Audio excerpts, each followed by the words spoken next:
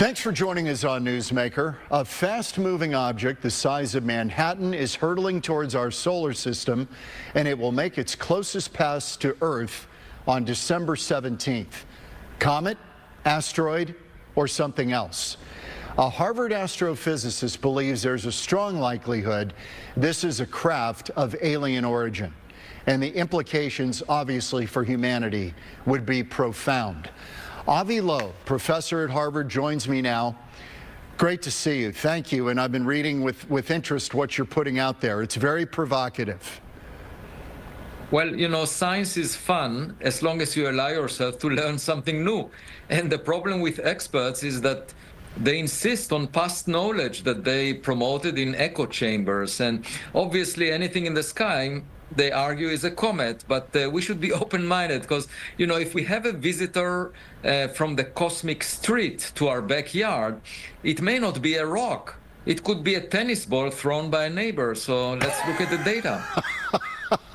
That is a very interesting analogy. All right, Dr. Loeb, it is called 3I/Atlas.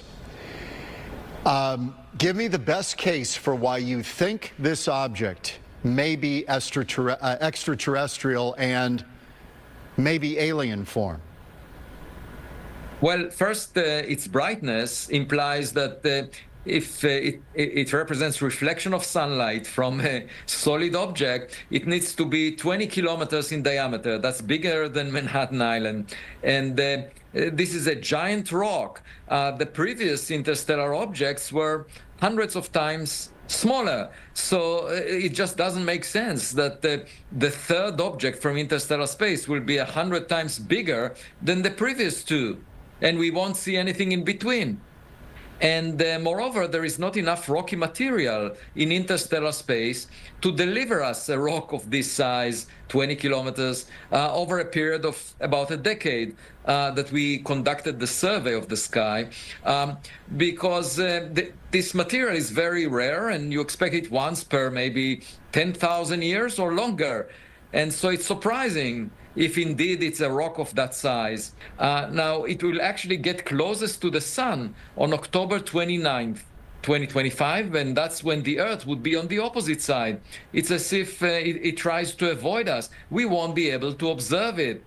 But it also comes from a direction in the sky that is crowded with lots of stars. It was difficult to see it until July 1st, 2025.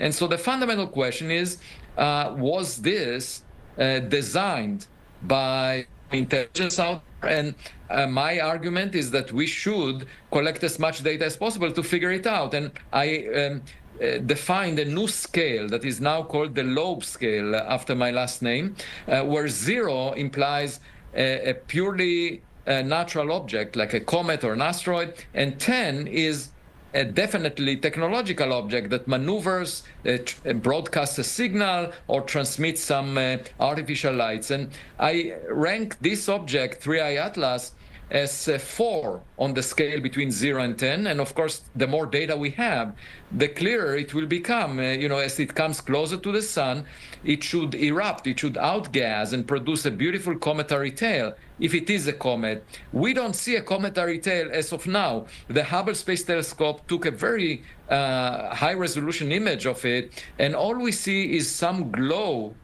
surrounding it that is actually preceding it towards the direction of the sun, but nothing behind it the way we see cometary tails, which are pushed away from the sun. So it's got a unique signature that doesn't imply comet. And as you know, NASA is saying this is a comet.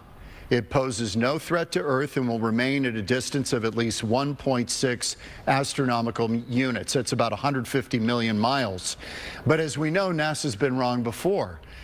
They thought they had discovered a new asteroid, which turned out to be Elon Musk's Roadster, the Tesla Roadster that had been launched. So they've been wrong before. Oh, yeah. I mean, science is full of mistakes, you know, and scientists in the mainstream of science that are considered experts often invest billions of dollars to check hypothesis that turns out to be wrong. Some examples include, for example, a new symmetry of nature, supersymmetry, that was thought to be definitely out there, and then the Large Hadron Collider was constructed at a cost of $10 billion and didn't find any evidence for it in its natural range of parameters. That was embraced for decades by theoretical physicists. Yes. And